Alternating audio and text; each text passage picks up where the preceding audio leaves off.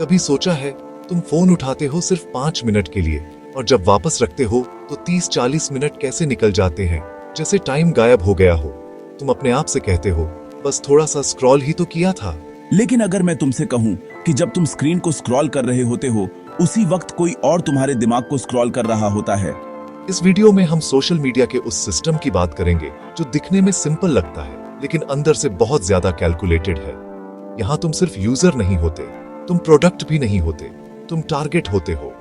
Social media कोई normal app नहीं है जो सिर्फ एंटरटेनमेंट के लिए बना हो। ये एक अटेंशन मशीन है। इसका एक ही गोल होता है, तुम्हें जितनी देर हो सके स्क्रीन पर रोके रखना, क्योंकि जितनी देर तुम यहाँ रहते हो उतनी देर तुम एड्स देखते हो, तुम्हारा डेटा कलेक्ट होता है और कंपनियां पैसा बनाती हैं।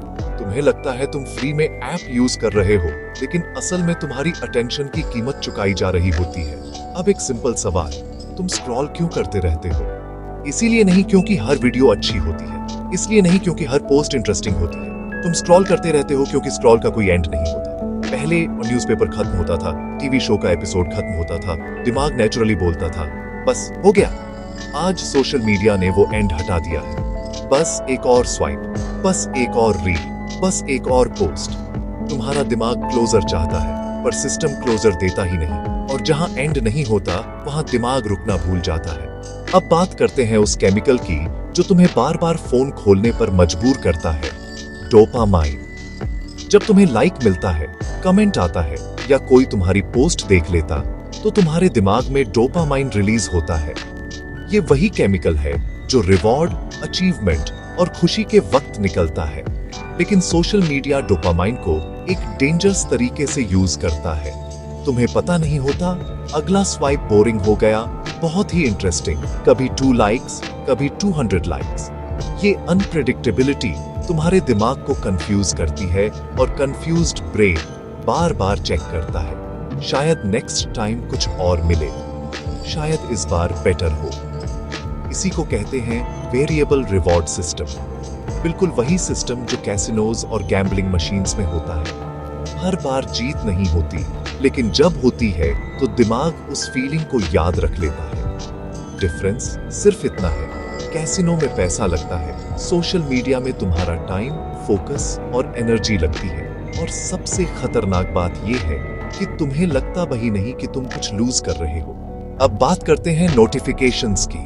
एक छोटा सा रेड डॉट, एक छोटी सी वाइब्रेशन, एक हल्की सी साउंड, बस तुम काम में हो पर तुम्हारा दिमाग बोलता है एक बार देख लेता हूं। तुम ऐप खोलते हो सिर्फ 2 सेकंड के लिए और वही लूप दोबारा शुरू हो जाता है। नोटिफिकेशंस का काम तुम्हें इन्फॉर्म करना नहीं होता, उनका काम होता है इंटरप्ट करना, तुम्हारा फ्लो तोड़ना, तुम्हारा ध्यान तोड़ना और तुम्हें वापस सिस्टम के अंदर खींच लाना। एक रियल लाइफ टाइप स्टोरी सोचो। एक नॉर्मल बंदा ऑफिस से आता है, थकान होती है, बस थोड़ा रिलैक्स करने के लिए फोन उठाता है।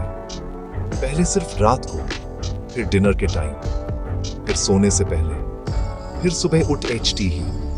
उसने कभी डिसाइड नहीं किया था कि वो एडिक्टेड बनना चाहता है, उसने बस फोन उठाया था। सिस्टम ने बाकी का काम खुद कर लिया। सबसे डेंजरस बात यह नहीं है कि सोशल मीडिया तुम्हें कंट्रोल करता है, सबसे डेंजरस बात यह है कि वो तुम्हें महसूस भी नहीं होने देता कि तुम कंट्रोल में नहीं हो।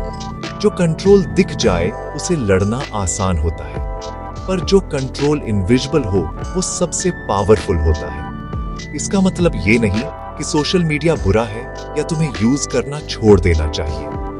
मतलब सिर्फ इतना है कि जब तक तुम अनअवेयर रहोगे, सिस्टम तुम्हें यूज करता रहेगा। और जिस दिन तुमने समझना शुरू किया कि ये सब कैसे काम करता है, उसी दिन तुम कंज्यूमर से ऑब्जर्वर बनना शुरू हो जाते हो। तुम वीक नहीं हो, तुम लेजी नहीं हो, तुम बस ह्यूमन हो, और ह्यूमन दिमाग इसी तरह से काम करता है। डार्क साइकोलॉजी का पावर यहीं खत्म होता है जहां अवेयरनेस शुरू होती है। जब तक तुम बस स्क्रॉल करते रहोगे, सिस्टम तुम्हें चलाता रहेगा। लेकिन जिस दिन तुमने सोचना शुरू किया, समझना शुरू किया, उसी दिन से कंट्रोल धीरे धीरे वापस तुम्हारे हाथ में आना शुरू हो जाता है। स्क्रिप्ट की line by line, visual used कियारी, story telling, real life, no ज्ञान, नो लेक्चर।